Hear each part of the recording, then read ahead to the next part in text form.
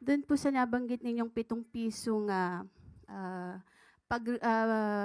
baba ng Duterte administration, puwede po ba ninyong i-clarify 'yun kung talagang 7 piso, gagawing 7 piso kada kilo yung bigas that time, or yung sinasabi po ng dating Pangulo na reduce o bawasan lang ng 7 piso yung presyo po ng bigas? Agenda to lower the price of rice.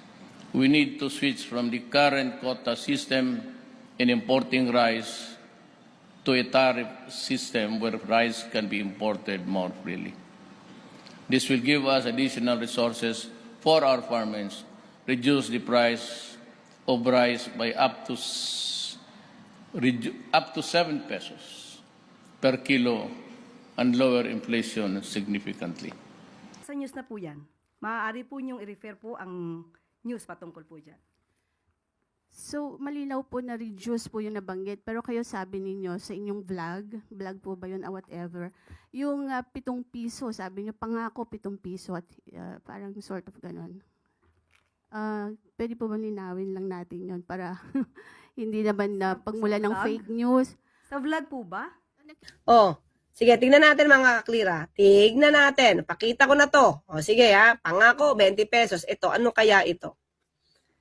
Okay. Ito dati ang sinabi, mga kaklir. Oh, sige. Ay, sorry.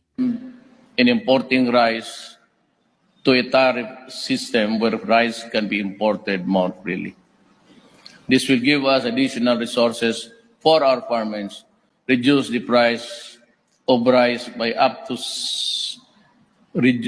7 pesos. Oh. Kaya mo ginawa yung batas, rice certification law to eh.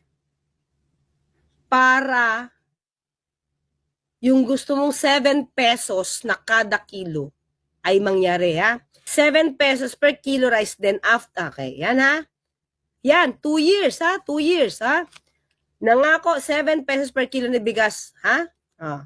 Ito, napanood po sa Hindi ano? po yata yun nabanggit sa press briefing. Opo, hindi po sa press briefing. Parang you're talking na pinapakita nyo pa yung SONA something ni PRRD. Para lang po magkaroon ng sa halip Hindi na... po yun pahayag ng Pangulo. Nandito po tayo sa ating press briefing para ihayag po ang direktiba, announcements ng palasyo. Hindi po patungkol sa aking pagbablog.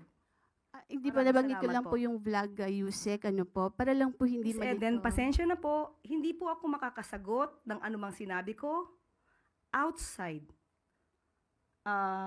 from this press briefing. Kung ano man ang aking naging opinion personal, pag-usapan natin sa labas at hindi dito po. Kasi po parang makaka-apekto rin po dun sa mga ng Pangulo na medyo iba yung Opo, nababanggit Miss nila. Eden, kung ano po ang inyong pakay patungkol po dito, inuulit ko po, ang aking pag-vlog ay wala pong kinalaman.